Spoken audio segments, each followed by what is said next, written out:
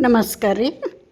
ಮಾವಿನ ಹಣ್ಣಿನ ಸೀಸನ್ ಭರ್ಜರಿ ಐತಿ. ಈಗ ಇನ್ನೊಂದು ಸ್ವಲ್ಪ ದಿನ ಖಾರ ಹುಣ್ಣಿಮೆ ಆಗೋ ಮಟ್ಟ ನೋಡ್ರಿ. ಈಗ 2 ಮಾವಿನ ಹಣ್ಣು ತೊಗೊಂಡೇನಿ, ಸ್ವಚ್ಛ ತೊಳ್ಕೊಂಡೇನಿ. ಅದನ್ನ ಸಿಪ್ಪಿ ತೆಗೇನು, ಒಂದು ಒಳಗಿನ ಬಲ್ಪ್ ಎಲ್ಲ ತಕ್ಕೊಂಡು ಐಸ್ ಕ್ರೀಮ್ ಮಾಡೋದು ತೋರಿಸ್ತೀನಿ. ಮಾವಿನ ಹಣ್ಣಿನಿಂದ ಐಸ್ ಕ್ರೀಮ್ ಮಾಡೋದನ್ನು ತೋರಿಸ್ತೀನಿ. ಇಲ್ಲೇ 1 ಗ್ಲಾಸ್ ಹಾಲನ್ನು ಕಾಯಕ್ಕಿಟ್ಟೇನಿ. ಹಾಲು ಕುದಿಬೇಕು. ಆನಂತರ ಒಂದು 10-15 ಗೋಡಂಬಿ ನೆನೆಸಿದ್ದೆ. ನಾನು ನೆನೆಸಿದಂಥ ಗೋಡಂಬಿನ ಪೇಸ್ಟ್ ಮಾಡಿ ಸೈಡಿಗೆ ಇಟ್ಕೋತೇನೆ. ನೋಡಿರಿ, ಹಾಲು ಎಲ್ಲಿವರೆಗೆ ಕುದಿಬೇಕು ಇವು ಅಂದ್ರೆ ಮೀಡಿಯಮ್ ಉರಿಯೊಳಗೆ 1 ಗ್ಲಾಸ್ ಹಾಲಕ್ಕೆ ಮೇಲೆ 1/4 ಭಾಗ ಕಡಿಮೆ ಆಗಬೇಕು. 1/4 ಗ್ಲಾಸ್ ಹಾಲು ಕಡಿಮೆ ಆಗಬೇಕು.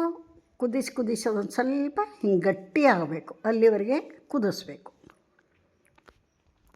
ಮಕ್ಕಳಿಂದ ಮುದುಕರವರೆಗೂ ಐಸ್ ಕ್ರೀಮ್ ಅಂದರೆ ಯಾರಿಗೆ ಇಷ್ಟ ಇಲ್ಲರಿ. ಮ್ಯಾಂಗೋ ಐಸ್ ಕ್ರೀಮ್ ಮಾಡಿ ತೋರ್ಸಕ್ತೀನಿ ಇವತ್ತು. ಇನ್ನೊಂದು 5-6 ದಿನ ಉಳಿತು. ಮಕ್ಕಳು ಸ್ಕೂಲಿಗೆ ಹೋಗ್ತಾರೆ. ಇನ್ನು ಟೈಮ್ ಟೇಬಲ್ ಶುರು ಆಕ್ಕತಿ.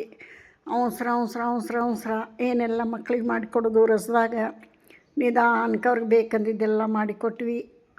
ಇವಾಗ ನೋಡಿರಿ, ಇದು ಹಾಲೇನು ಕುದ್ದು ಗಟ್ಟಿಯಾಗಿರ್ತೈತಲ್ಲ, ಇದ್ರಾಗ ಸಣ್ಣ ಉರಿ ಇಟ್ಕೊಂಡು ಈ ಗೋಡಂಬಿ ಪೇಸ್ಟ್ ಹಾಕಿಬಿಡೋಣ. ಗೋಡಂಬಿ ಪೇಸ್ಟ್ ಹಾಕಿ ಕುದಿಸ್ಬೇಕು.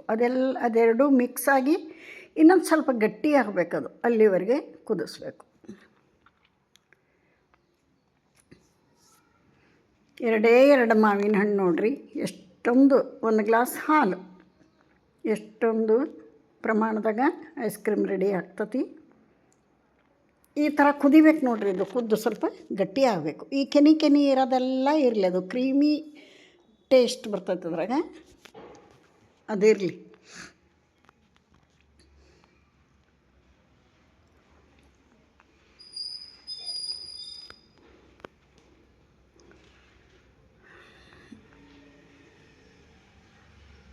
ಈ ಥರ ಗಟ್ಟಿ ಆಗಬೇಕು ಕುದ್ದದು.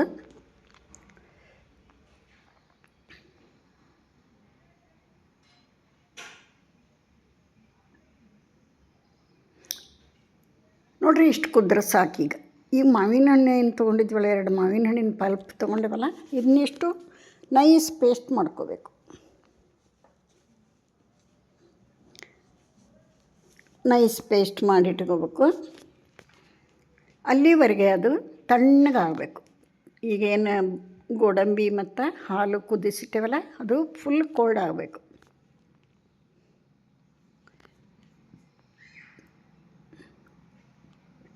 ನೋಡಿರಿ, ಈಗ ತಣ್ಣಗಾಗೈತಿ. ಮಾವಿನ ಹಣ್ಣಿನ ಪೇಸ್ಟ್ ಹಾಕೊಂಡಿದ್ರಾಗ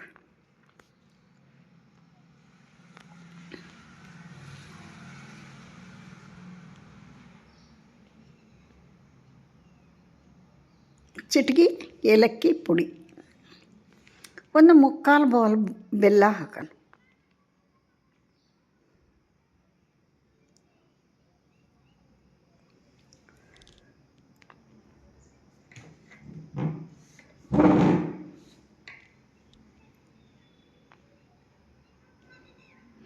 ಇದನ್ನೆಲ್ಲ ಚೆಂದ ಕಲಸೋಣ. ಎಲ್ಲ ಮಿಕ್ಸ್ ಆಗಬೇಕಿದು, ಚೆಂದ ಕಲಸೋಣ.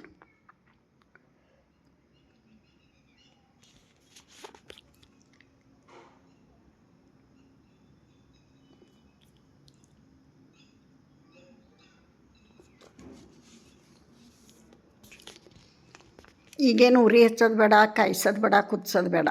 ತಣ್ಣಗಾಗಿದ್ದಂಥ ಹಾಲು ಮತ್ತು ಗೋಡಂಬಿ ಪೇಸ್ಟ್ ಇರ್ತೈತಲ್ಲ, ಅದ್ರಾಗ ಮಾವಿನ ಹಣ್ಣಿನ ಪೇಸ್ಟ್ ಹಾಕಿ ಕಲಸೋದಷ್ಟೇ.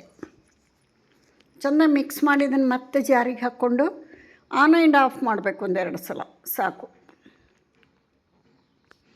ಯಾರೆಲ್ಲ ವಿಡಿಯೋ ನೋಡ್ತೀರಿ, ಇಷ್ಟ ಆದರೆ ಒಂದು ಲೈಕ್ ಕೊಡಿರಿ. ಯಾರಿಗೆಲ್ಲ ಮ್ಯಾಂಗೋ ಐಸ್ ಕ್ರೀಮ್ ಇಷ್ಟ, ಸರಳ ವಿಧಾನದಾಗ ತೋರಿಸೀನಿ, ನಿಮ್ಮ ಫ್ರೆಂಡ್ ಸರ್ಕಲಿಗೆ ಶೇರ್ ಮಾಡಿರಿ. ನೋಡಿರಿ, ಪೇಸ್ಟ್ ರೆಡಿ ಆಯಿತು. ಈ ಬಾಕ್ಸಿಗೆ ಹಾಕಿಬಿಡೋಣ. ಹೊಸಬ್ರಾದರೂ ಯಾರಾದರೂ ಚಾನಲ್ಗೆ ವಿಸಿಟ್ ಕೊಟ್ಟಿದ್ರೆ ಪ್ಲೀಸ್ ಸಬ್ಸ್ಕ್ರೈಬ್ ಮಾಡ್ಕೊಂಡು ವಿಡಿಯೋ ನೋಡಿರಿ. ಇದ್ರ ಮೇಲೆ ಡ್ರೈ ಫ್ರೂಟ್ಸ್ ಹಾಕೋಣ.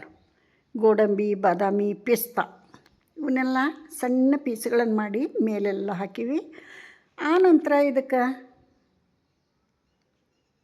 ಗಾಳಿ ಆಡದಂತೆ ಫಿಟ್ಟಾಗಿ ಬಾಕ್ಸ್ ಕ್ಯಾಪ್ ಹಾಕಬೇಕು. ಅದಕ್ಕೂ ಮುಂಚೆ ಒಂದು ಇದು ಪ್ಲಾಸ್ಟಿಕ್ ಕವರ್ ಹಾಕೋಣ ಇದಕ್ಕೆ.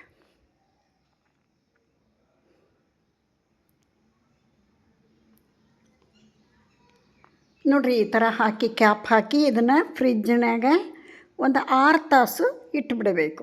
6 ತಾಸಿನ ನಂತರ ತೆಗೆದು ಇದನ್ನು ನಿಮಗೆ ಸರ್ವ್ ಮಾಡಿ ತೋರಿಸ್ತಾನೆ ನೋಡಿರಿ. ಈಗ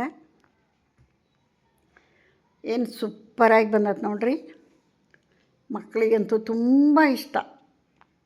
ನೋಡಿರಿ, ನಮ್ಮ ಹರ್ಷು ಬಂದು ನಾ ತೆಗಿತೀನಿ ಅಂತ ಬರ್ತಾನೆ, ಅಲ್ಲಿ ಸ್ಪೂನ್ ಹಿಡ್ಕತಾನೆ. ಒಂದು ಬೌಲಿಗೆ ಸರ್ವ್ ಮಾಡಿ ತೋರಿಸ್ತೀನಿ. ನಿಮಗೆ ಇಷ್ಟ ಆತಂದ್ರೆ ಒಂದು ಲೈಕ್ ಕೊಡಿರಿ. ನೀವು ಈ ವಿಧಾನದಾಗ ಮಾಡ್ಕೊಂಡು ಮಕ್ಕಳು ನೀವು ತಿನ್ನಿರಿ.